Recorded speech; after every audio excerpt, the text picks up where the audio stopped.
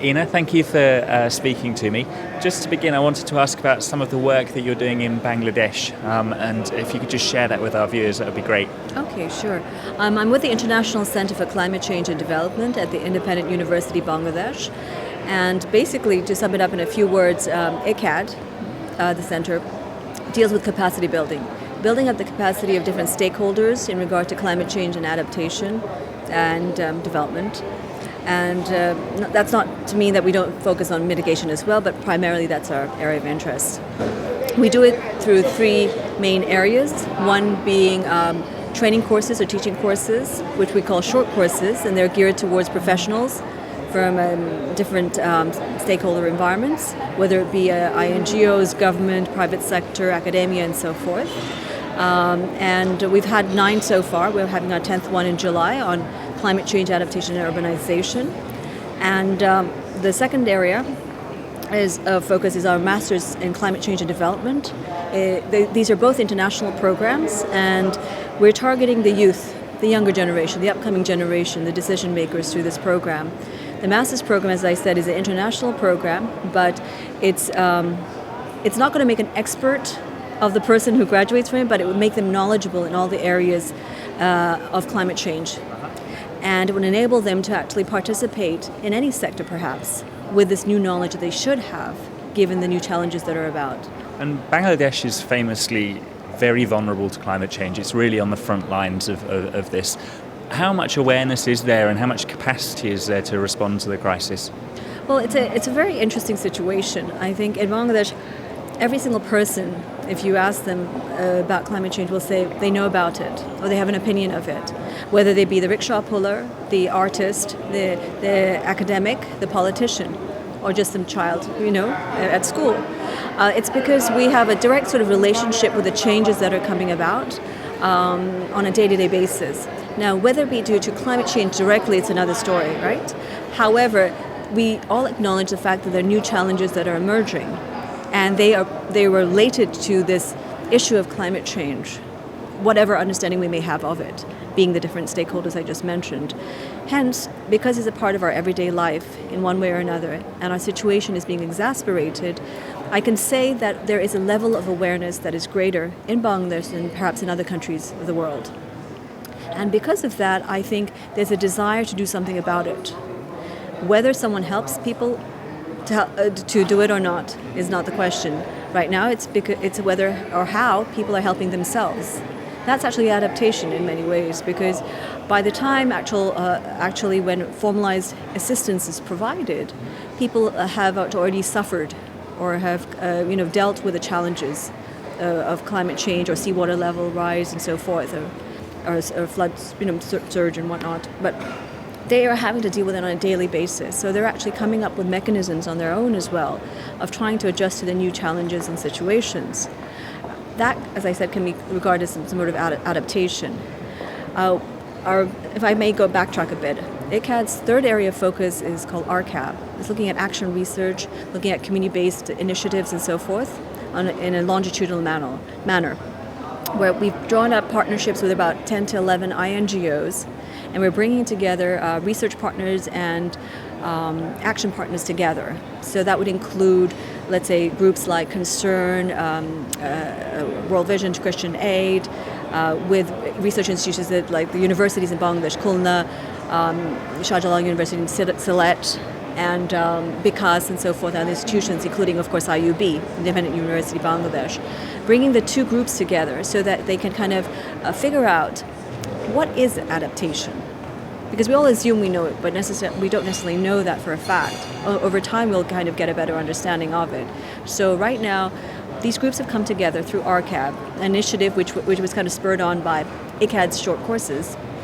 And it's enabling the groups to have an exchange to develop a better understanding of the work being done at the very local level by the people who are actually affected by the climatic changes that are occurring right now.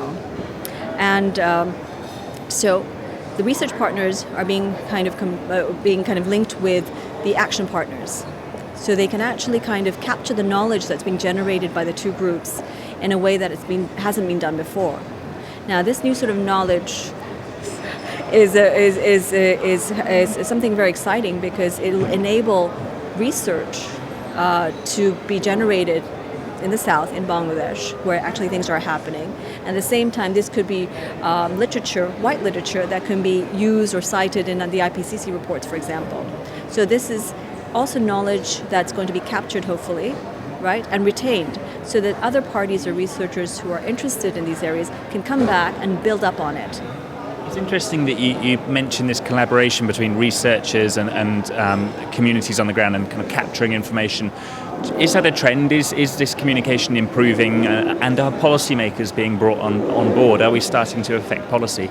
I think so, because in particular in Bangladesh, I'm actually happy to say that politicians across the board, I mean government, different parties, all are on board with this one issue: climate change.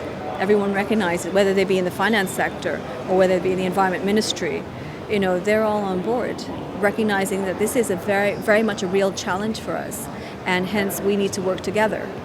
And every institution, I mean, I can use the word every, and I feel comfortable about it because I find that from schools to universities to private businesses are showing interest in looking in and finding out their connections with this issue and what sort of role will they have in this new sort of arena of challenges. And we've had interest even from the private sector.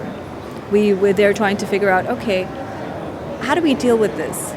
We still have the profit motive in mind, you might say, but how can we attend to the needs that need to be attended to at this time? So I just want to bring it back to the conference here. Sure. What lessons are you taking away? What are the key themes that you're identifying this year? Okay, well, first I must say it's been a wonderful experience to be here. I've met so many different people, groups who are very much in tune with what needs to be done and what's happening, and are willing to converse, to form linkages, and to make a stride in the right direction to attend to these new challenges that are coming about. Now, you might say this is the group that's converted in many ways, and yes, but they have a certain level of awareness which they bring in from their different sectors. So we have the indigenous communities that are represented here. We have the research institutions. We have government. We have the private sector. It goes on and on and on. We have women's groups, and capacity building groups. So everyone is present here, and it's allowing us, the forum, to have an exchange to reassure each other that we are a community, a growing community that acknowledges these challenges and are willing to bring about a greater awareness when we go back to our respective communities. And at the same time, continue the bridges that are being built here, outside of this sort of insular place that we're in right now. And hopefully this will be more withstanding. Withstanding means sometimes after conferences things fall apart, there's a lot of disinterest and whatnot. But it seems that there's a continuity in a very healthy manner.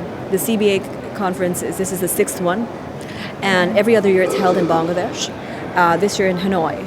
This is a much larger group than we had in Bangladesh last year. I think if I remember correctly, it's about 361 or 361 people present.